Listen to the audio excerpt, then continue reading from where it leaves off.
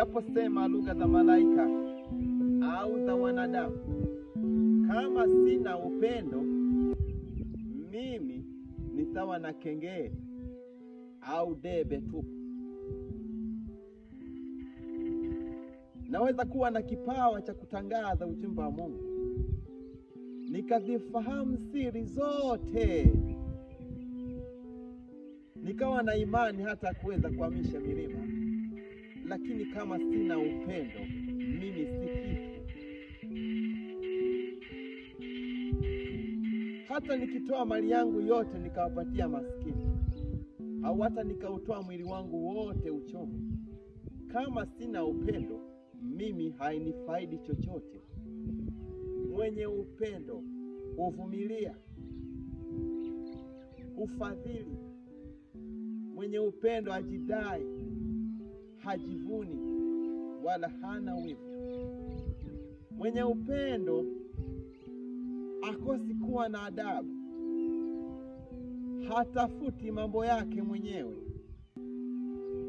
haweki kumbukumbu ya mabaya, si mwepesi wa hasira.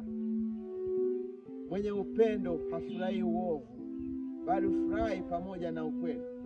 Mwenye upendo huvumilia yote, hustahimili yote, huamini yote.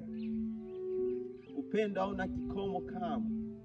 Kama kuna vipawa vya kusema lugha ngeni, hivyo navyo vitapita. Kama kuna elimu, nayo itapita. Na kama kuna kipawa cha kutangaza ujumbe wa Mungu, nacho kitapita. Maana ujuzi wetu si kamili, na kipawa cha kutangaza ujumbe wa Mungu si kamili. Lakini kile kitimilifu kitakapofika, vyote visivyo vitimilifu vitatoweka.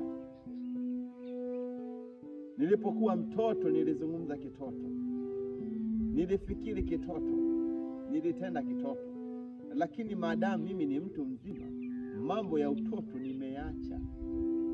Tunachokiona sasa ni kama sura hafifu katika kioo, lakini hapo baadaye tutaona yote. Nasa nafahamu kwa kiasi fulani, lakini hapo baadaye nitajua yote kama Mungu anavyojua. Sasa yanadumu mambo matatu: imani, matumaini na mapendo.